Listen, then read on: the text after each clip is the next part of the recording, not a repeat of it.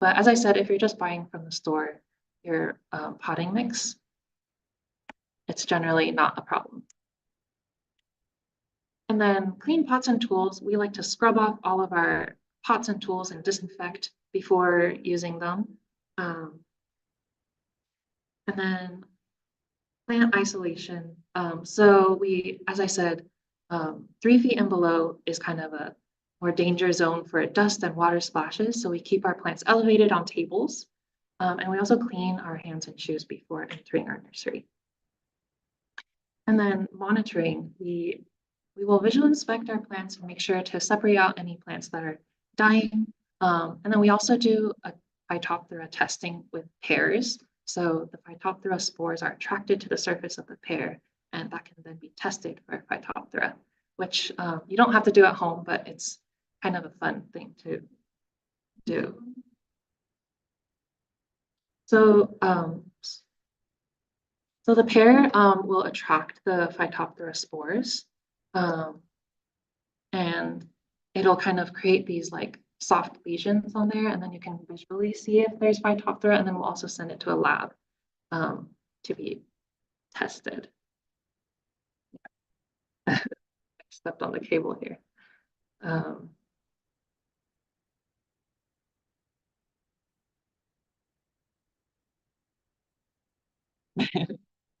Sorry about that.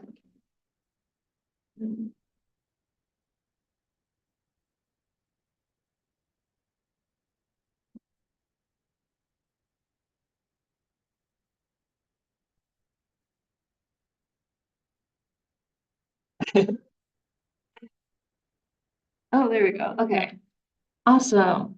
So enough with disease prevention. Let's go into our nursery supplies. So to start off, our growing mixes. Here are the main different types of mixes we use at our nursery. Our potting mix is mostly composed of shredded redwood. That's kind of like a peat substitute. It creates a really fluffy and nice and airy environment for those plant roots to grow. It also has composted turkey manure for nutrients, and perlite and lava rock to kind of create that great drainage. Our seed starting mix is equal parts peat, vermiculite, and perlite, and that creates a really nice balance between water retention and drainage. And then for cuttings, you really want good drainage, so that's mostly going to be perlite. Where can you get growing mixes from? Well, there's a lot of bag mixes like the Sunshine Mix at garden centers, really easy to find. You can also buy bulk mixes from landscape stores like Thingso or South Bay Materials. These are generally a lot cheaper per unit volume, and you can fill your own container oftentimes. And then a lot of people also make their own homemade mixes, just being aware of the higher risk of pathogens depending on what you're using there. Now onto our containers. So when you're finding containers, the most important thing is just to have holes in the bottom for drainage. And after that, kind of everything else is optional, but I'll show you all what. So these are called the Anderson fans that we like to use. They're square and they have really big holes in the bottom, as you can see.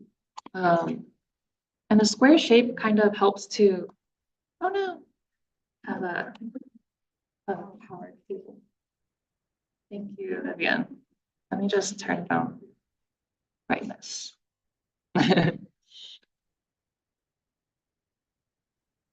Yeah, so the square shape kind of prevents the roots from circling up inside the pot, so it kind of sends them straight down. You can see also the DP16 pot, which is right over there, has these ribs that kind of direct the roots down to the bottom of the pot. And then once they hit this open air space, they just kind of stop growing by themselves when they hit the air. That's called air pruning. And thank you, Vivian. And that just, yeah, that prevents things from getting root bound and kind of circling up in the pot.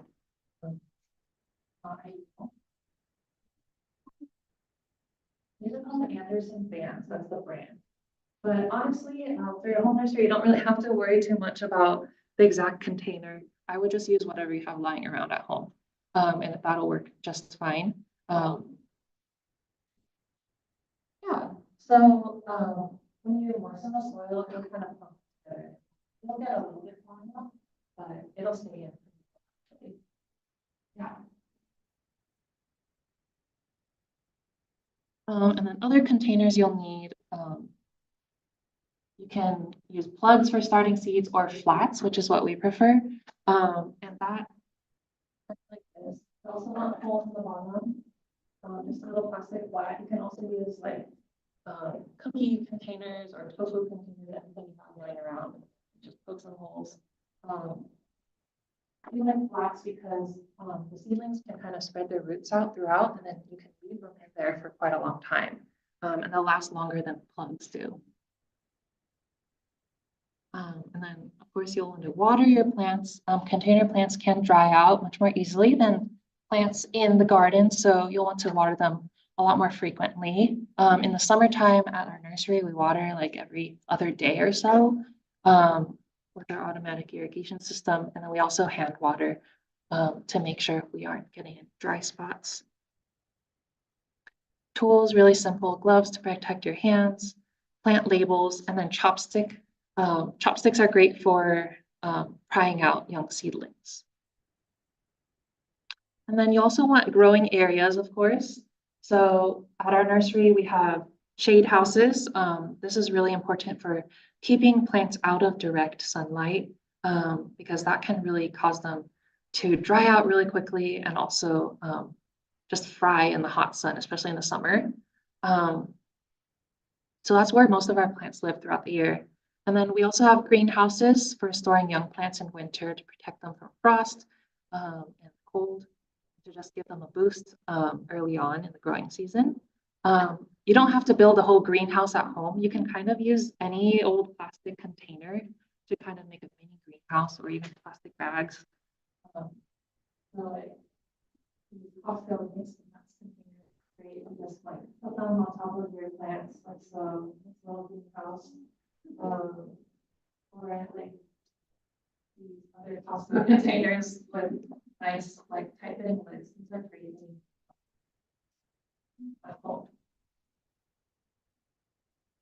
And then you'll want an ergonomic, clean area like a table or something to work on your propagation tasks. So this is my home setup here. I've elevated my plants using these sawhorses, and then I've covered it with like landscape fabric as shade cloth. And I'm going to go through a couple other of my colleagues' home setups here. So my fellow ecologist Sienna's setup here is also elevated on a table, and then there's wire mesh to protect from like rodents or birds and things like that. Yes, exactly. They really love our juicy young plants. And then you can see Sienna's got a really high diversity of plants here, and that's partly because she's using the square pots that fit together really well. And then also she's putting multiple species per flat here, which is something you can do if you don't have a lot of space. Serena also has a space-saving setup here with stacking plants. That can lead to some challenges with light availability, especially lower down or farther back in the shelves. But perhaps you can put some shade-loving plants down there if you have a really sunny spot that gets a lot of light. This could work really well for you. And she's been able to propagate hundreds of plants every year for her apartment projects and for friends, just using this really small setup. So yeah, don't underestimate your space. And then my other fellow ecologist, Shelley Pei, has this setup here. She's elevated things on pots and crates, and she's also got wire protection here. Slugs have been a challenge for her, just because it's like embedded in her garden here. They can sometimes crawl up, eat some plants, but she has a homemade soil mix using homemade compost. She uses peat-free planting mix. Peat is not known to be not a really sustainable resource. It's not really renewable, so she avoids that, and then also adds perlite to that. And she gets her planting mix, this peat-free planting mix, from Summer Winds. And so here's her cutting flats a perlite and a seed flat. Also, it's got a lot of different species in there. And then this is her really amazing garden that she is able to collect a lot of seed and cutting from. And that really helps keep her expenses down. Her main expenses are just additional seed, species she doesn't have yet, that planting mix, and perlite, and it comes out to less than $150 a year. So you can make it pretty affordable. You just scrounge around for things. So in summary, there's a lot of different ways to set up a home nursery. There's no really right or wrong answer. Be creative and use whatever you have lying around. And then manage predation as it happens. If you see things being nibbled, maybe provide some more protection or research different ways to repel those things that are eating your plants. They can eat them when they're in the garden. But my main takeaway here is don't be afraid to just get started and learn as you go. That's kind of how I got started growing native plants in my backyard. And I'm still learning things every day. And then now I'm going to go into a quick overview of gathering plant materials. So as we mentioned, there's two types of propagation with fruits and seeds, sexual reproduction, and then through clones or asexual reproduction. Where can you get these seeds and cuttings from? Well, this Saturday at the Peninsula Conservation Center, there will be a seed and cutting exchange, and those are happening really frequently now. So that's a great place to get your plant material.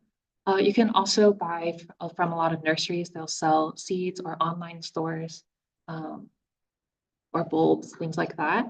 And then you can also collect from your own garden if you have some native plants already, or from the wild if you have permission. So I'm going to get into that, collecting from the wild. Legally speaking, you do need to get permission from the owner of the land whenever you're collecting, whether on private or public land. As far as I'm aware, public parks don't really grant permits to just any member of the public, unfortunately, but if you all know any parks that are, please let me know.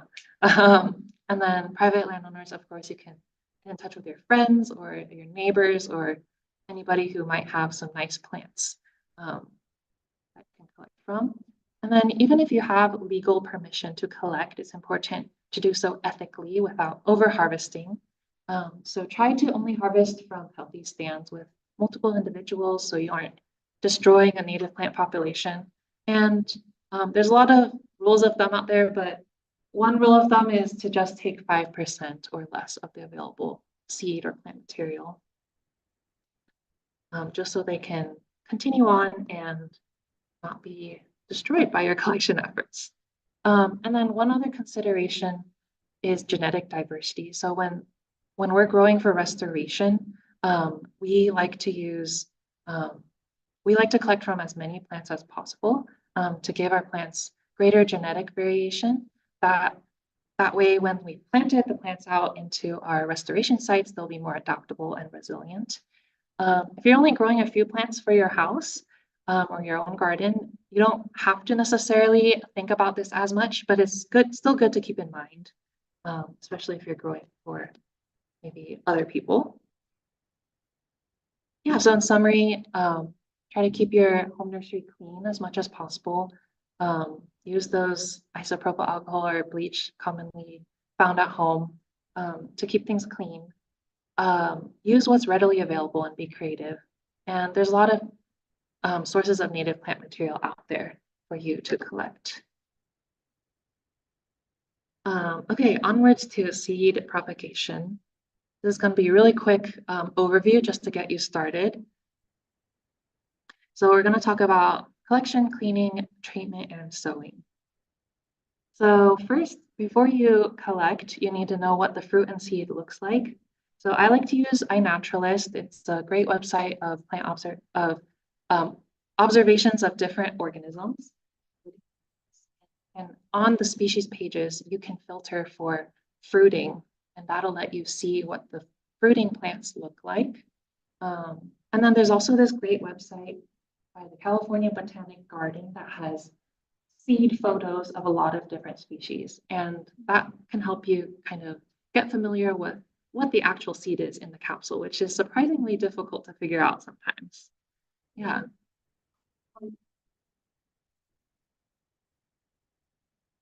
Yeah, so I'll get to that in the following slide real soon.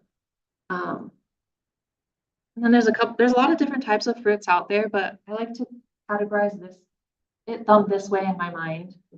There's the dry fruits, things like poppy pods or this Platonia. And these you can usually store in packets for a couple of years, depending on the species.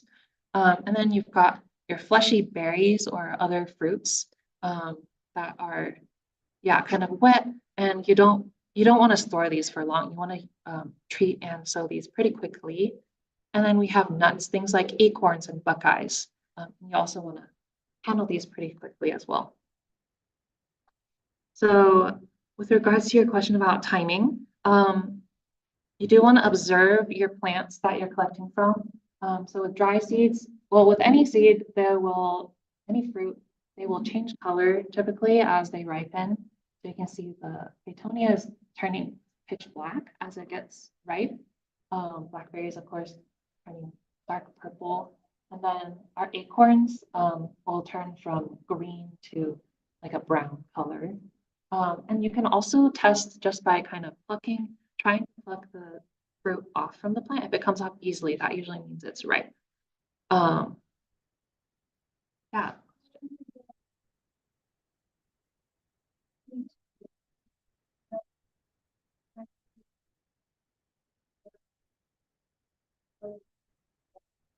Yeah, definitely. So if you take at this stage for the spring beauties and it's still like white, you're definitely not going to get any plants to grow.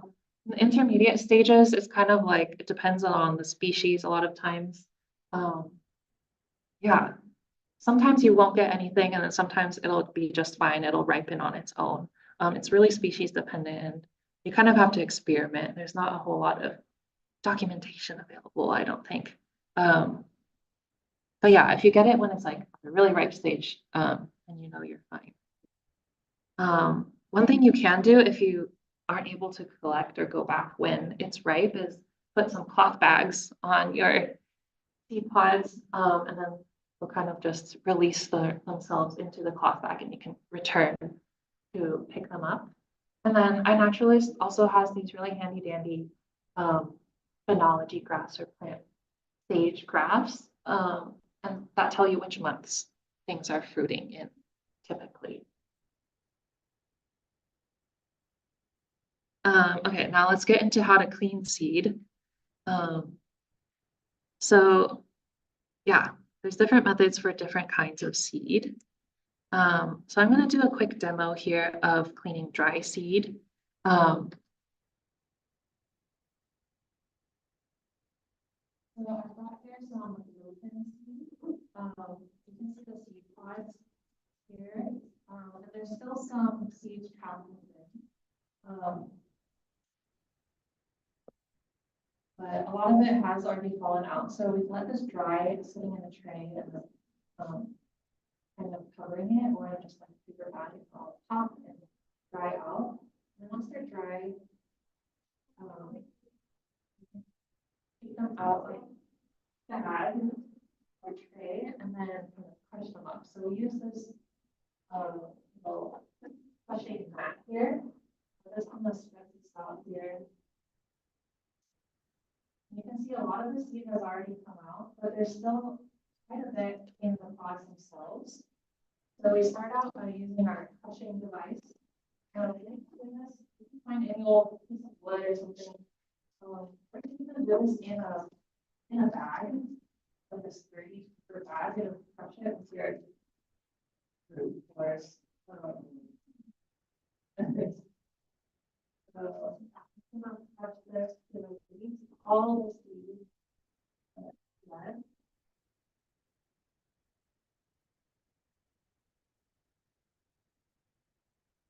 Same kind of seeds are falling out. This works with a lot of different kinds of dry seeds. like poppies as well. One mustards, one meat.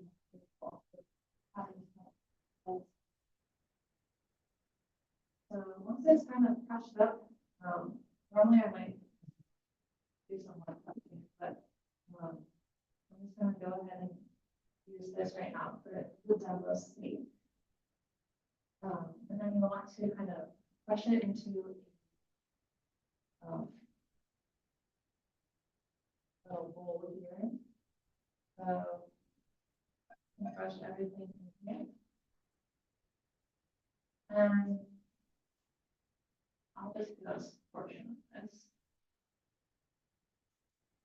So once you find in your bowl, we use two different methods to kind of separate off the chaff and capsules.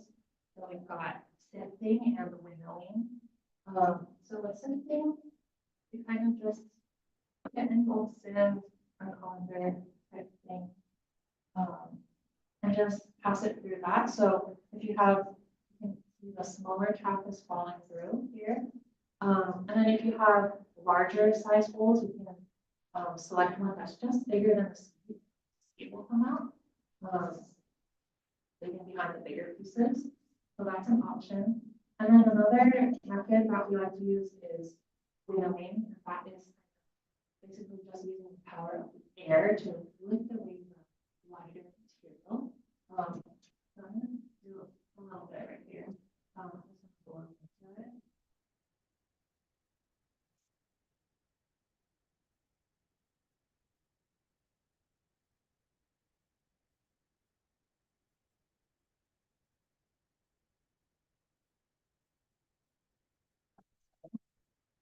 Or you can drop it and let the kind of the wind blow away the lighter stuff.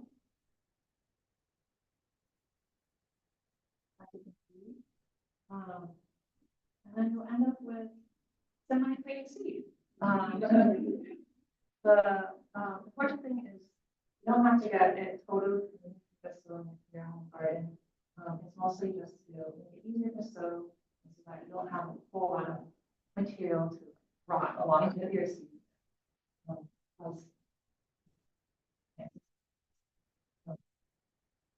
Yeah, it's really simple and it can take a while to get used to, but yeah, sifting and winnowing for dry seed. If you want to go to the next slide. Awesome. So next up, I'm going to talk a bit about how to make the fleshy fruits. So that includes things like strawberries. It's not a good berry, but anyway, it's fleshy. So I focus on strawberries in this plastic bag here. And so the first step is to just kind of smush it. And so get it really nice and smushed up. And you can see the little like seeds in there already. And they're separating out. Get it really juicy. Dropping up. And then you can kind of get a nice little bowl of water. This water here. So I've got a little thing of water.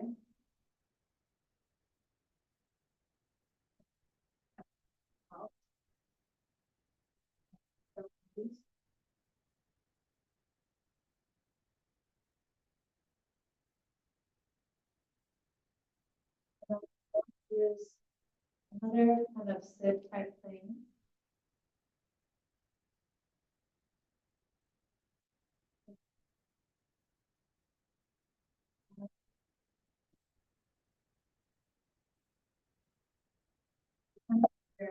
In the form of water.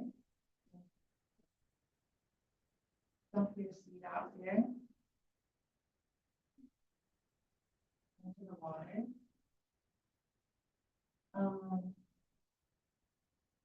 So I can't really see this, but I've got the seeds floating around in the water. And you out the fleshy material with your hands. Here. Until you get most of that fleshy material out into the water. Draw a little bit, and we'll try to use a stick that is smaller than the size of your seed. I guess you hear there's a lot of little seeds in there now. There's still a bit of flesh, so I would work on this a little bit more until I get mostly seed. Yeah, really simple, really easy. What the recipe that you have, and maybe put it on a piece of cardboard, let it dry, and then Yeah, so after we've kind of cleaned the seeds off with fleshy fruits, we often just treat or sow it immediately. So you don't necessarily let it dry. Yeah. Okay. Yeah. So you wouldn't store those. Those are not like storables. Yeah, With the fleshy ones. yeah, we typically don't store them for like beyond that growing season.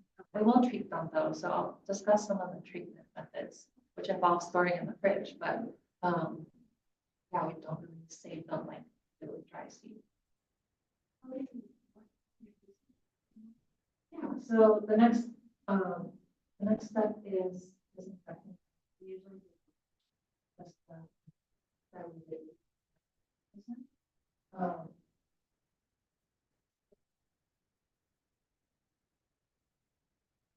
Yeah, so if you get like a 5%, or this is usually like 7% bleach that you can get from the store. So you want to get to 0.5% about 1%. Yeah.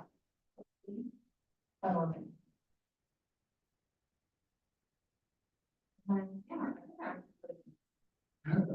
it basically just like soak using the bleach, and then rinse it off in water. Get the bleach off and allergen free. All right, and then with nuts like acorns and pies, you just remove the husk, and they're really simple. Just do a quick bleach rinse and water rinse. Very simple. All right, so next I'll talk, thank you, Dash. So next I'll talk about some of the common types of seed treatment after you've cleaned the seed. A lot of seeds don't need treatment, but many do need cold stratification. That's probably the most common type. And then I'll also talk a bit about acid soaking, but there's a couple of different, actually many different types of seed treatment that I don't have the time to get into today. Cover these two. So cold stratification is kind of mimicking the winter conditions that plants typically go through. And that tells the plant that winter has arrived, I'm going through this season. And then once things start to warm up again, then they know I can start germinating and growing. And they have different chemicals inside the seeds that need to break down during this time to release that dormancy. So to do cold stratification, you just get your seed into some potting mix or seed starting mix, moisten it slightly. You want it to be kind of like a squeezed out sponge. You don't want any pooling water, but you want it to be moist, and then store it in the fridge. And it depends on the species, but it's usually about 1 to 3 months. And then you can also keep an eye on them. If they start germinating already, then you'll want to sow them straight away. But even if they haven't germinated, if the time is up, then just take them out and sow them. Acid soak is another method for releasing dormancy. Sometimes they're combined with multiple treatments. So you might do an acid soak and then a cold stratification. It depends on the species.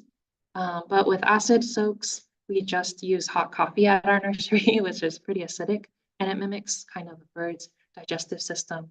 So it works well for things like elderberries and honeysuckle berries that are eaten by birds. You can see Deanna here soaking some things in hot coffee overnight. So to get information on how you treat your seed, you can go to some of these different sources. We really like Dara Emery's seed propagation of native California plants. A lot of the information in her book is also available on CalScape. So if you go on calscape.org and search up your species of interest, it'll more often than not have some propagation information there. And then there's also a lot of different online resources and books that have this type of information. So yeah, feel free to use any of these if you can't find your species in the first two.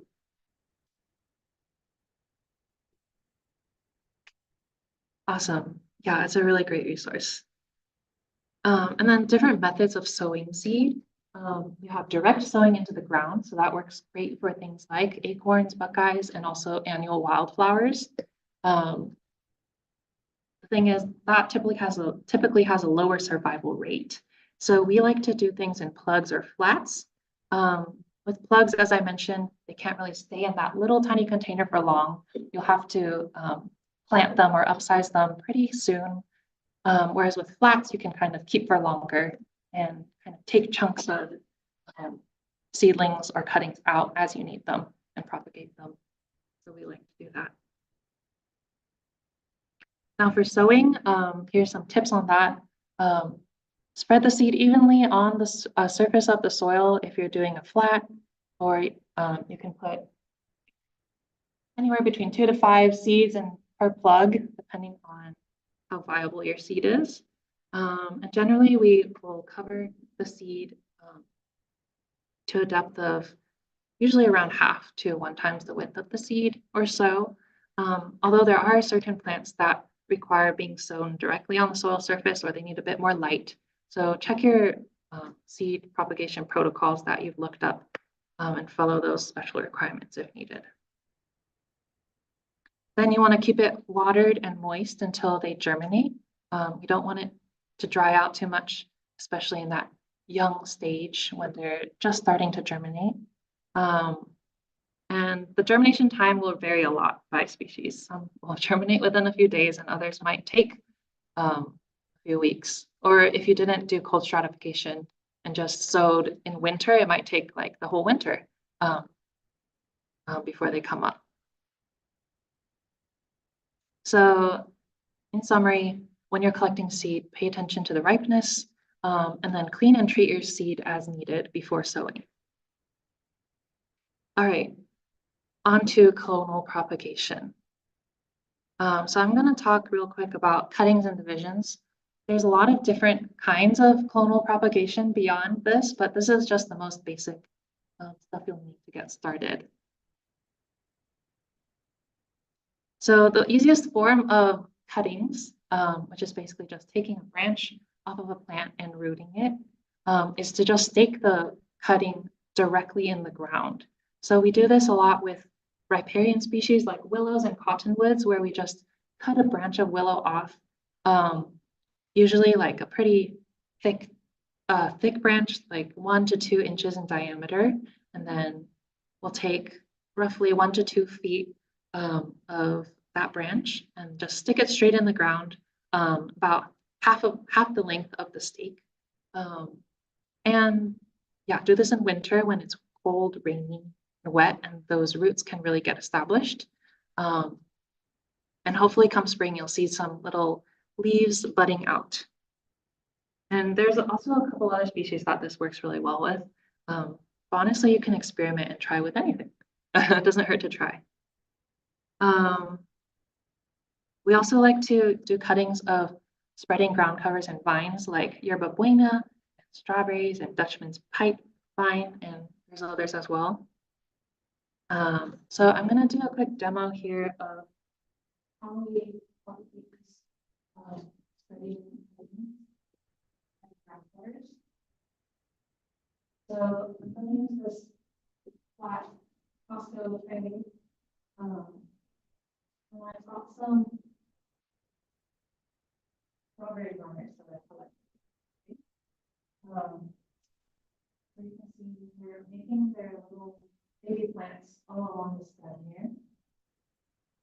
And some of them are already starting to make little babies. So I'm going to fill this spot with soil. start on the potting mix. Let's drop down here. And when you're working with potting mix, you want to make sure it's at least somewhat moist and darkened. You don't want it to be completely dry, otherwise it can become hydrophobic and it's really hard to add water to it. I'm gonna just make a nice layer there, or so.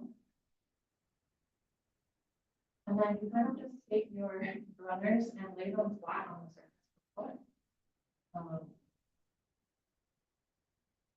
Making sure that you get the nodes, which is where the leaves are coming off the stem, to contact the soil really well. If it's too elevated above the soil, you'll get that air filling effect and it kind of goes high. And you can do this really densely your flat.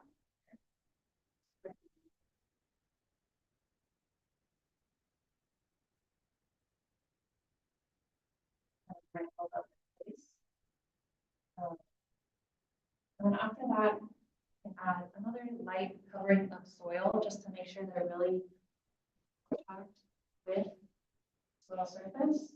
You don't have to cover like all the leaves and things. Just poking out here for a certain size.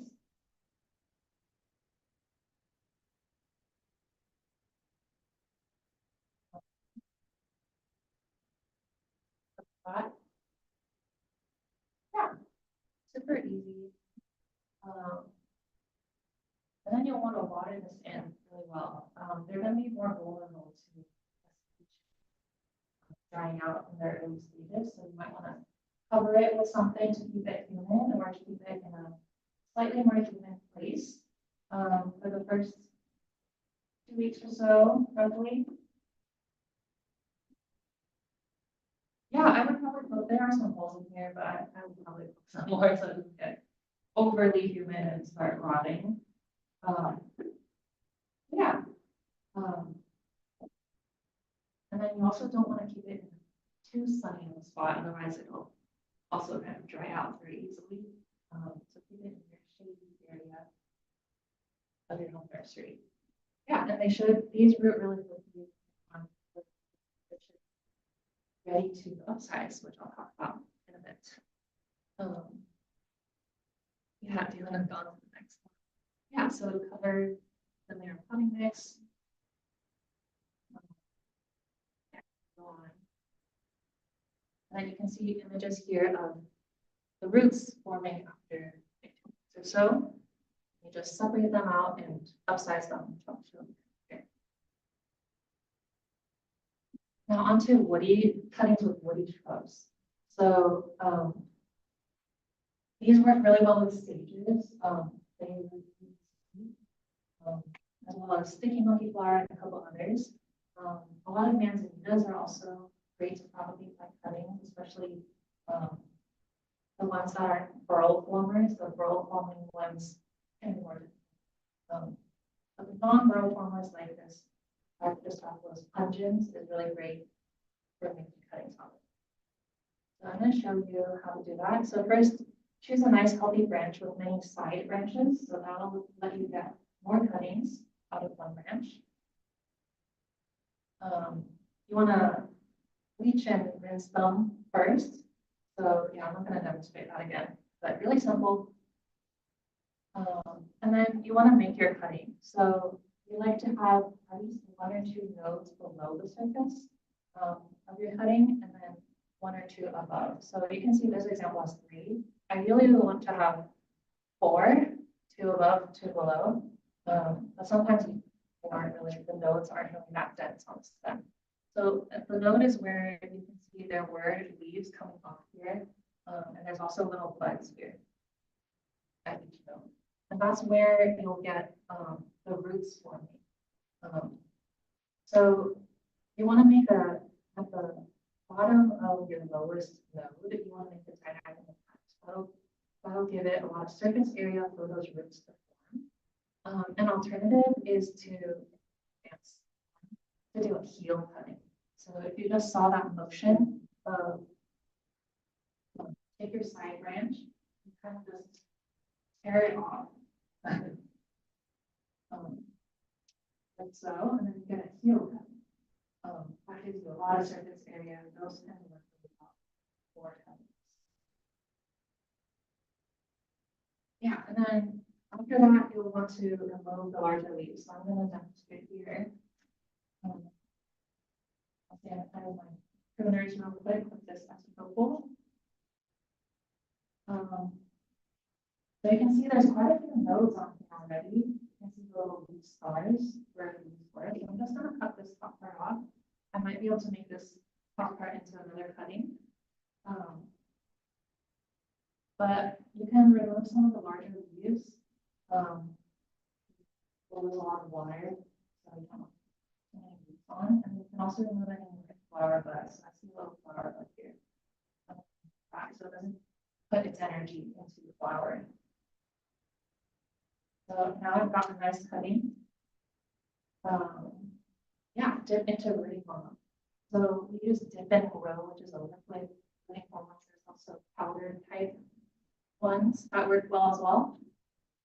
And you basically just dip it in there for 10 seconds or so. I'm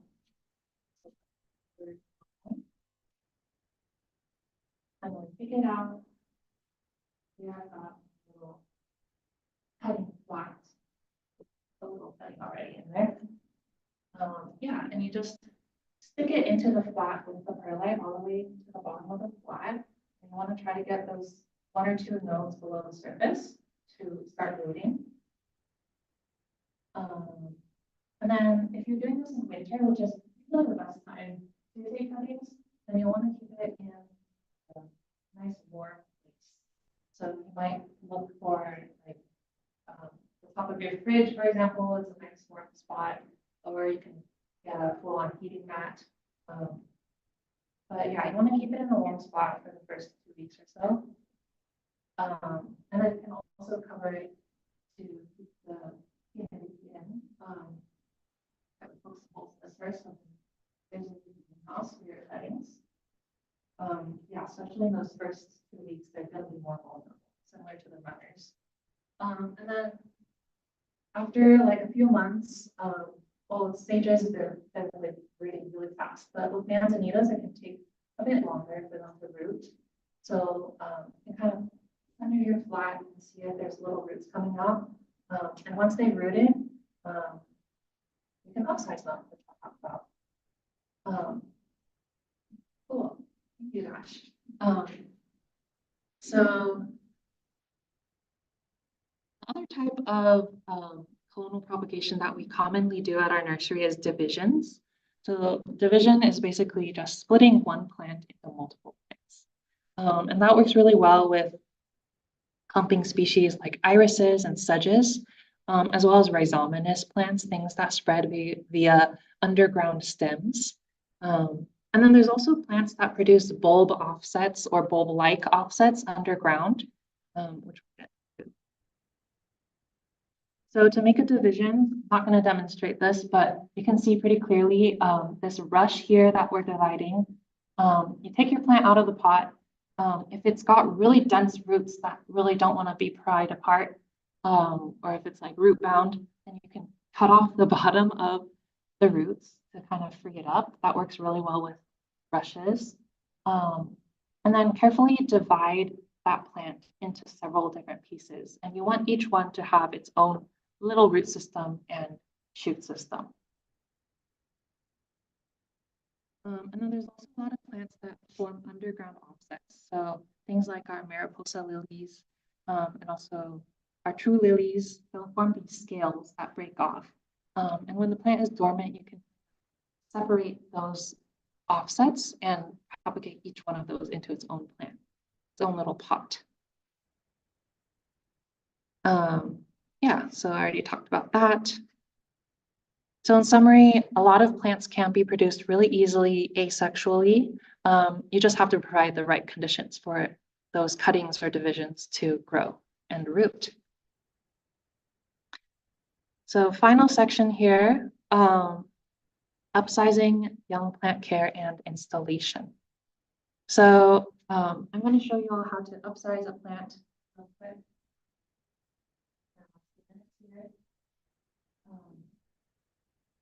So upsizing is basically just putting your little young plant into a bigger container.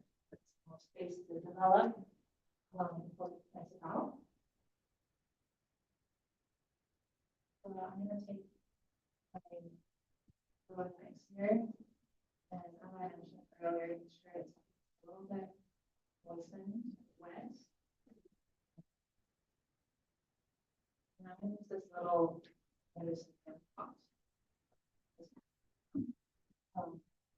Here I've got a little flat of pink flowering currants. This is actually really old. We kind of dug up from our nursery flats. But yeah, it's been living in here for a couple of years now.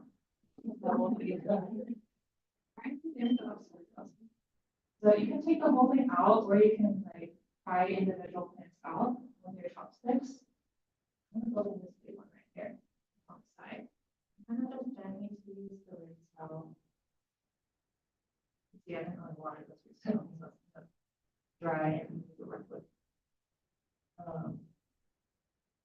Yeah, you can see here I've got this little baby plant with its root systems all separated out.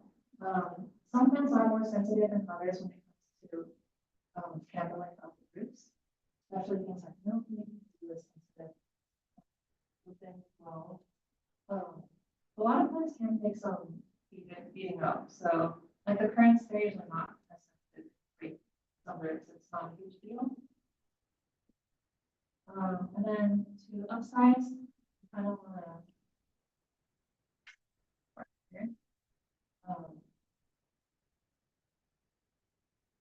Hold the plant in the pot at the level that you want it to be. And then gradually fill in the soil around.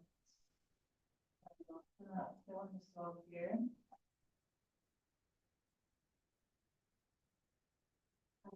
It down. And kind of let it settle.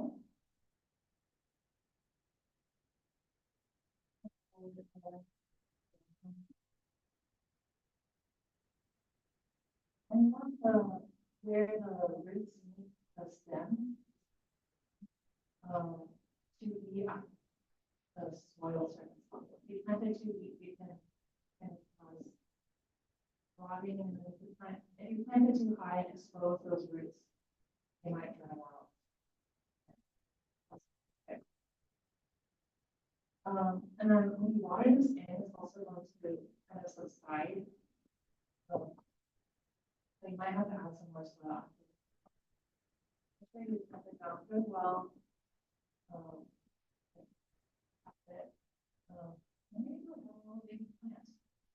And then you want to make sure this gets watered right away. So you can either put it in a little bowl of water to bottom water, or you can water overhead a hose. And then you want to keep your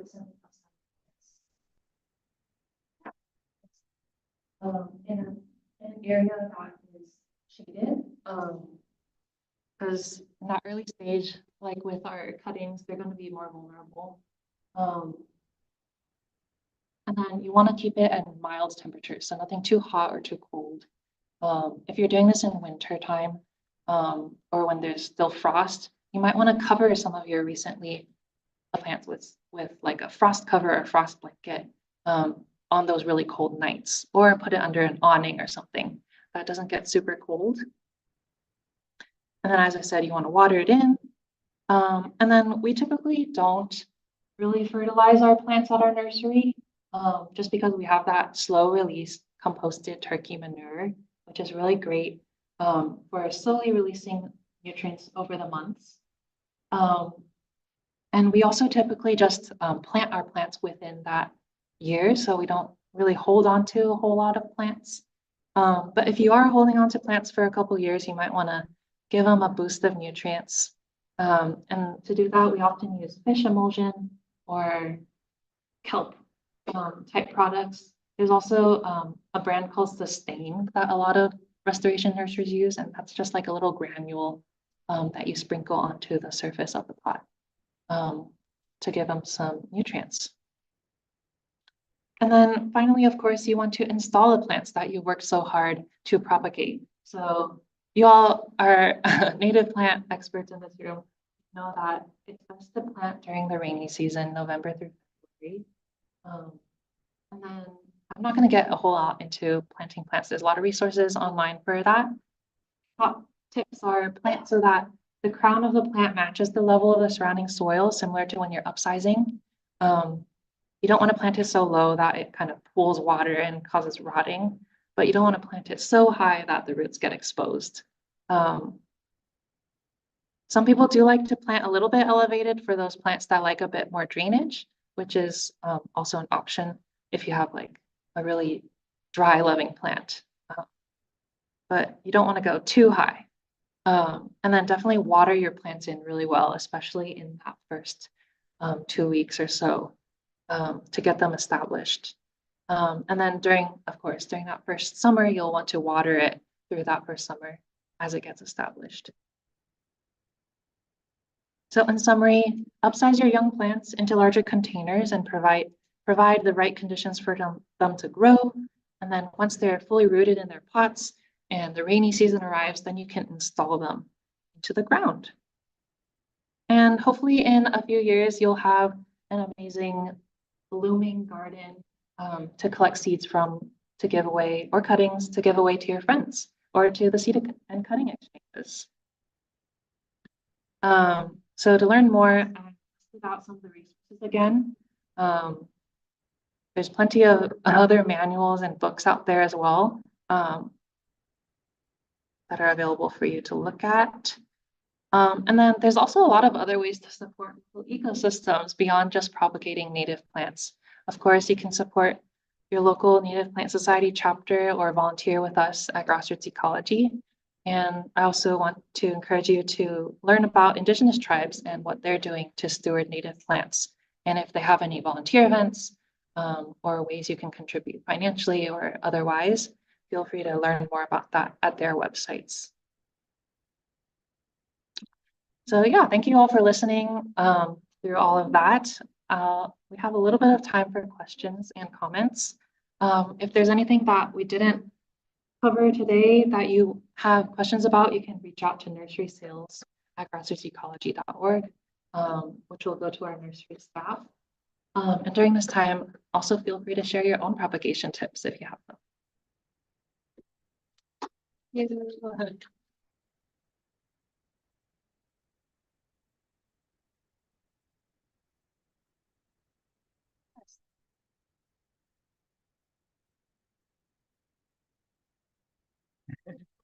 Yeah. Oh, fantastic. Yes, I'm very happy to share them. Yeah.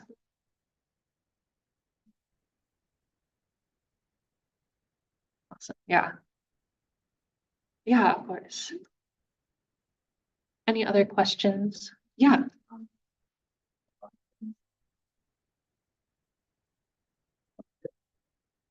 Sure. Sure. In the fall, I don't have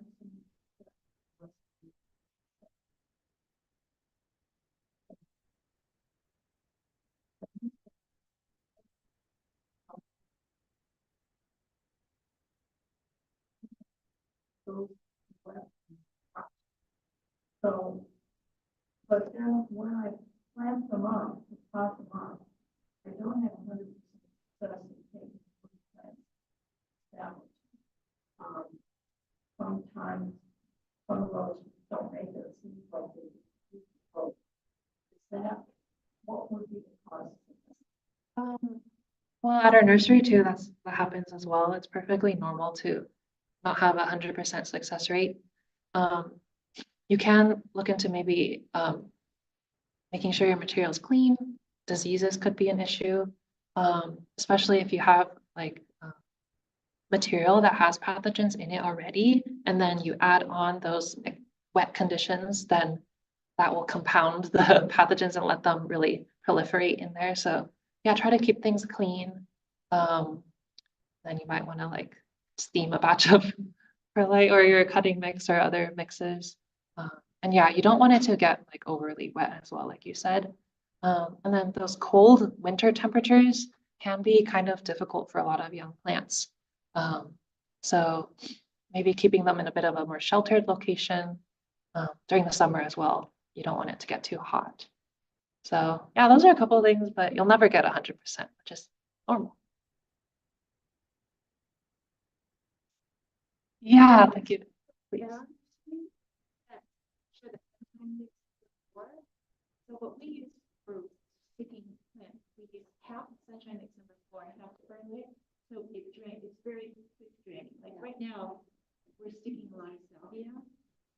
We found this works well for us. I can't guarantee. Is that for rooting? For rooting. So for rooting, we use sunshine mix number 4, half and half, perlite half and half. So it's a really fast draining, and I think that's, I mean, that's one of the big things is they're not. Yeah. And we keep them in our greenhouse. So it is pretty warm in the greenhouse over the summer, but we do clean the greenhouse a lot, and I think that Stanley's really been hitting on that, the importance of that. But then once we take them out of the pots, they go outside. So then they immediately get a much cooler environment, which I think helps with survival. Oh, just plain perlite. So yeah.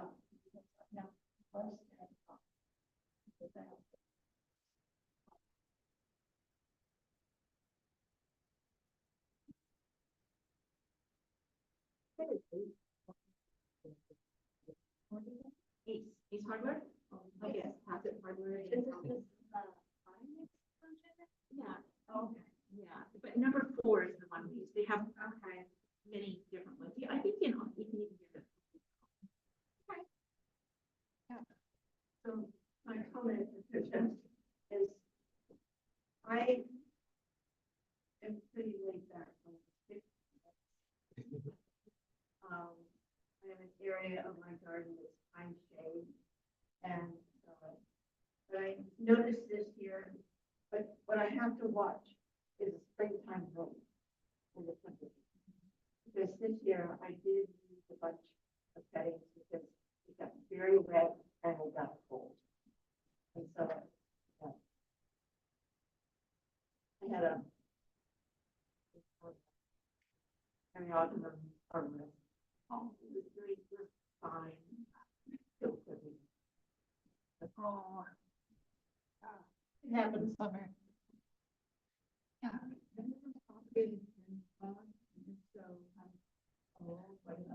I have, is that biso? No. I'm not aware of that plant. Or I haven't propagated myself. An annual, okay. Have you had trouble with that plant? Okay. You could certainly look up the propagation protocols if there's existing ones. We like to use the Native Plant Network as well. That has a really great website with a lot of species on there. Yeah. Okay. Yay.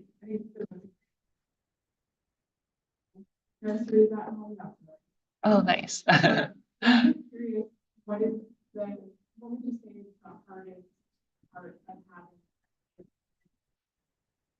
In your own garden, in your backyard or patio or whatever.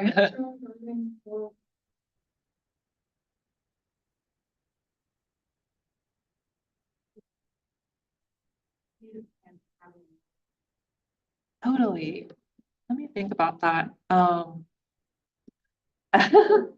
Yeah, definitely the predation can be really discouraging, especially if you have like a lot of rodents or bird action going on. We do get that at our nursery too, like especially the acorns that we planted, they'll just like really try to get in there. So yeah, be creative with your different caging methods. You might have to use a lot of like wire and sewing together mesh and making sure they can't get in. But yeah, just be creative, and adaptive management is the name of the game. Yeah. Yeah.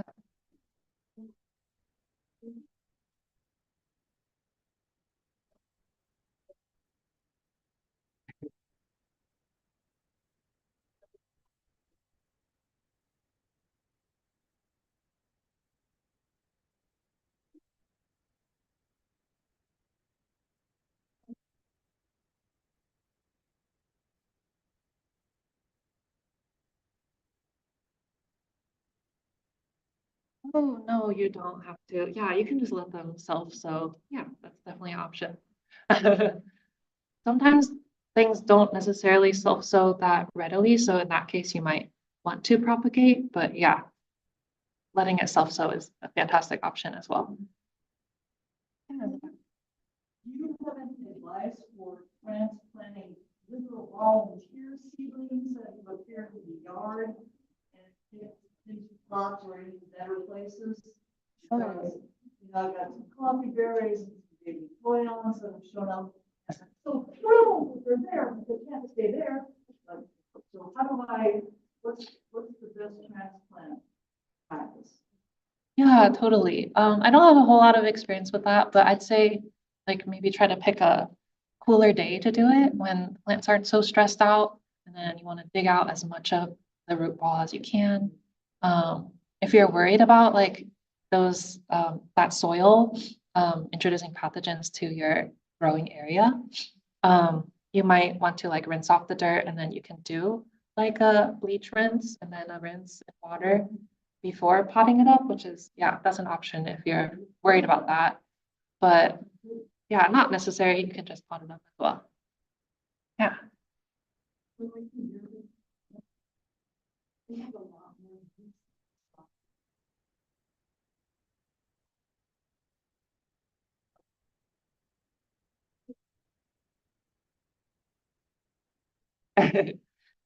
We find that we just put it down and it's fine.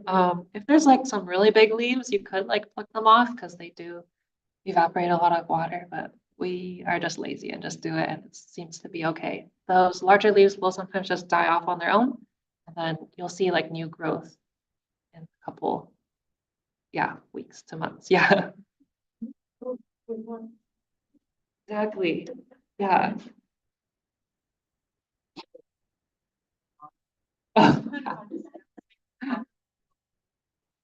Really easy.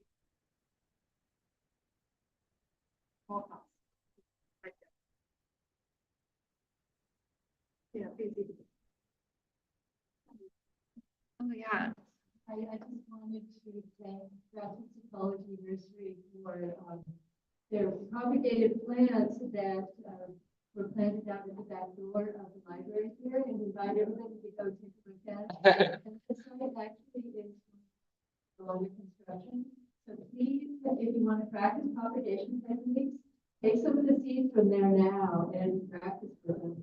And then hopefully a little bit later, also kinds of the salvia. If anybody wants to practice, go ahead and take them. Yeah. Thank you.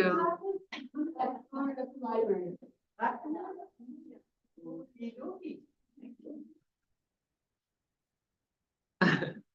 Thank you.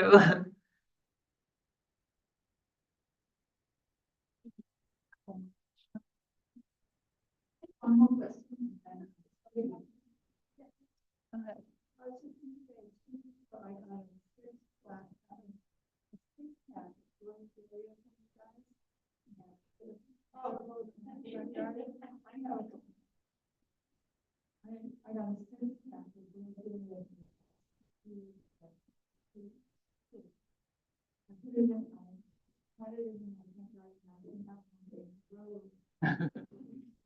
Yay.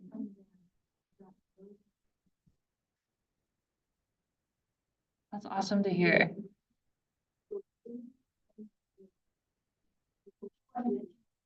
Oh, yeah, that's right. We are selling our Dash has our native plant. California, what is the title? It's kind of long. Do you want to read it? Yeah, so that's a book of just San Francisco Bay Area specific natives and their growing requirements. And it's $25 plus cash. Want to purchase that after. Yes, if you email us at nursery sales, we do accept payment online, and then you can come pick it up at our nursery, or we can mail it to you for an extra shipping fee. Stanley, this is really amazing. Really appreciate you.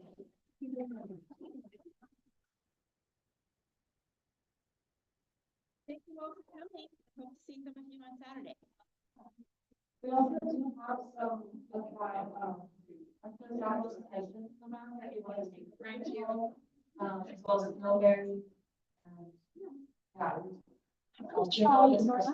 I'm so puzzled. Why? Oh, Should we try it? yeah. Yeah. Because then